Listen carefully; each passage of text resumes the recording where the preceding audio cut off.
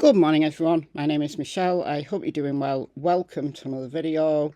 It is Tuesday morning, the 28th of May, and I'm coming at you from a very dull and rainy northern England, although it's warm, which I guess is something.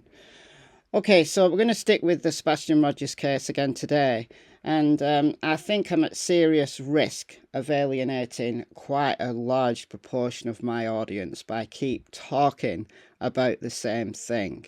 However, I do feel we are getting a little bit closer to answers as to what actually went down in the early morning hours of February 26th, the day that Sebastian was reported missing. 911 call came in at 6:33. His mother Katie had last seen him the night before when he went to bed. She heard some noises coming from his room around 10ish, and he spoke to her. He was fine at that point, but that's the last communication anyone has had with him. By the time she got up at 6 a.m. to get him ready for school, he had gone. Alright, why am I going to alienate my audience? Because I'm going to talk about the dogs again. Let's go.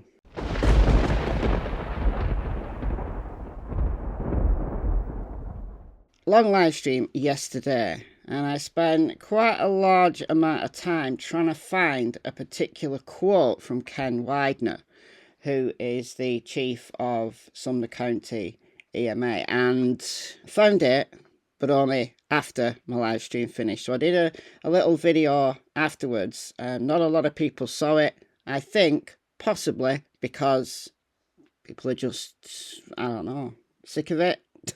Sick of me banging on about the same thing, because it's not drama. All right, well, here we are again.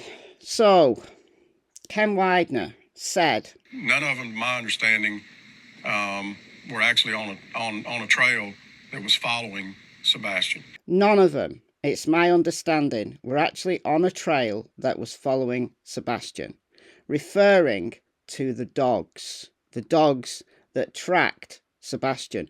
We know one did, Max, because it's all on the dispatch audio. It all unfolded, all on the dispatch audio. Listen once again. Next big track back up, going into the construction site over here, back towards the beach. That's the one behind you. It's awful muddy. Do you see any footprints, anything? You shouldn't have any shoes on. Hey, yeah, this is all dry, hard packed. I do have some footprints over here. Right there where you're standing? Yeah, leading right over here to the retaining pond. No shoes, just footprints? My shoes, but Max went straight into the pond. Max led me straight to the retaining pond. Over behind Willow Boulevard, he dove right into the water. So the question is, what was Max actually tracking? Was he tracking Sebastian? Was he just tracking any human scent, or was he scent specific? Well, we may well get an answer, a definitive answer today. So this is Julia, the dog handler, the genuine dog handler who's out there in Tennessee, not the fake one, the real one. And she's been out in Tennessee for over a week now, and she's been doing her own searches. She has been in contact with law enforcement. So this is what she wrote on Twitter. None of them, it's my understanding, were actually on a trail that was following Sebastian. That's Ken Widener's quote from his interview with Nick Berris from News Channel 5 Nashville. And she says, it's not the same as, we can confirm with 100% certainty that the canines did not follow Sebastian. It's not. It's not like you can interview the dogs. So she says, please stop spreading there was no scent. And with all due respect, do not spread a topic without validation. This is what happens when people try to pick apart words in interviews. I'm reaching out to Max's handler to speak with him directly, to clarify a few things. Straight to the source is the best answer, or at least to the handler who was working with him. Absolutely. Now, she did a live stream overnight my time. I've just finished watching it. And she says that she's speaking to Max's handler today. As long as Max's handler is able to give, a full and frank account of what happened, and, he's able to speak on these things, we'll probably get an answer as to, was he scent specific? Was he given a scent article of Sebastian's? What scent article was it? And what was the track? Now, Chris Proudfoot has spoken to several people, including Nancy Grace. He talked about it on Nancy Grace. No, I'm saying they did. There was at least 3 that I know for a fact that did hit on the retention pond. And the pond has been drained, correct? And there was nothing there? Yes, ma'am. They have walked it, drained it, and there's nothing. The retention pond was only knee deep anyways. People say that he's lying. People say that it's some kind of cover story.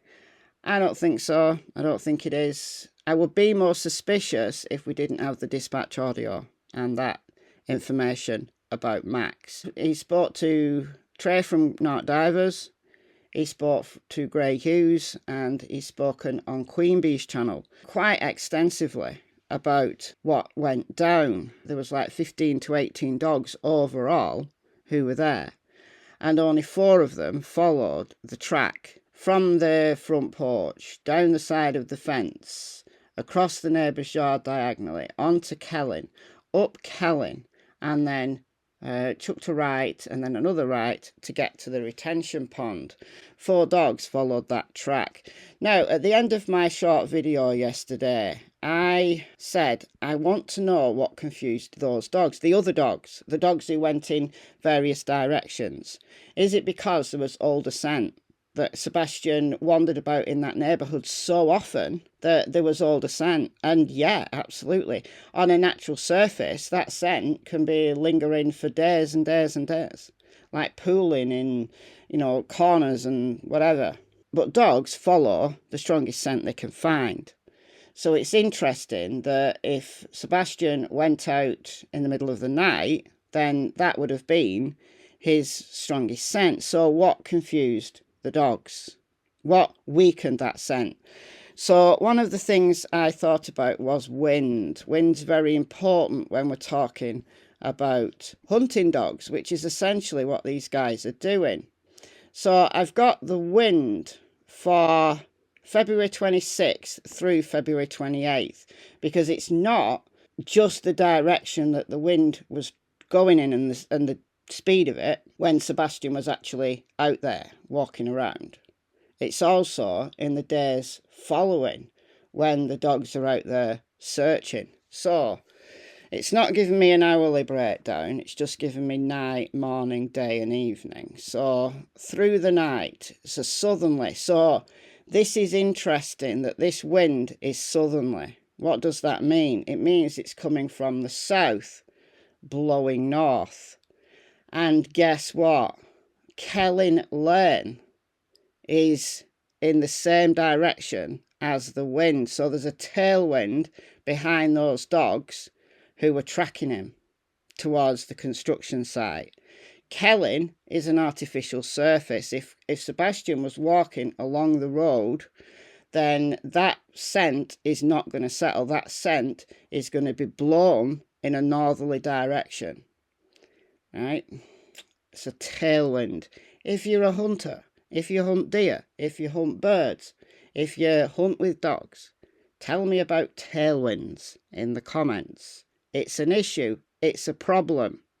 So it will blow air scent away from the target.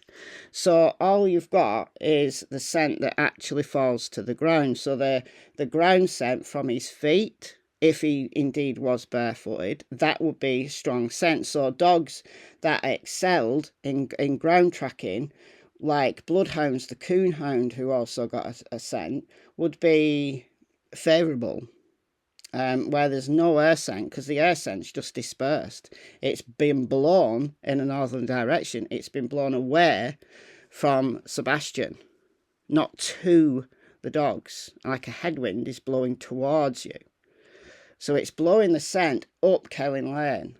Now, where the houses are, that scent is in a pool. Right, some of it's going to get caught. It's going to get caught on trees. It's going to get caught on houses. It's going to get caught. It's going to be around, and it's going to settle. But the scent, if Sebastian did walk up Kellin Lane, that scent that's coming off him, the odour and the skin cells, the the sweat deposits that we all distribute without our knowledge, is being blown away. It's being blown to the north in the morning, so southwesterly, and it's a mild breeze. So through the day, southerly, through the evening, southerly.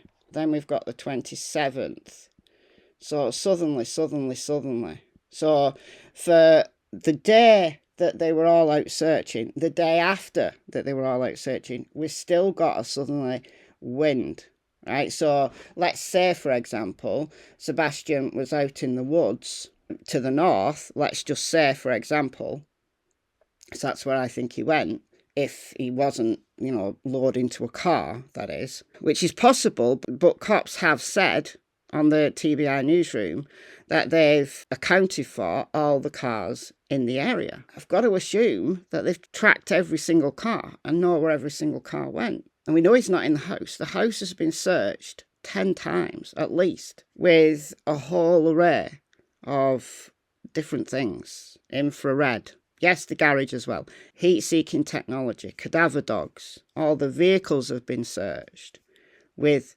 cadaver dogs. So he's not gone out in a car that belongs to the family. Not dead anyway. And if he'd been spirited away in the night, depending on how wide that area is that all the cars have been accounted for within, then he's not been taken in a car either. It's only on the 28th, in the evening, when the wind changes direction. That's when it drops cold, because you've got the cold wind blowing in from the north. So you've got an Arctic wind coming through. And the temperature dropped significantly. And that's when they became concerned about Sebastian getting hypothermia. So that's into basically the end of day 3, if you're counting the 26th, because he had a full day of searching on the 26th. Then you got the 27th that he saw me, like through the day on the 28th, and then into the evening when that wind changes direction, so it would be blowing, sent towards them if Sebastian was out in the north. But he might have been too far away by then. We don't know, but the wind is very, very interesting. So let's wait and see what Julia comes up with in relation to her conversation with Max's handler and how much he's able to say. But let me know your thoughts in the comments, and I'll see you in the next video. Bye, guys. What the hell?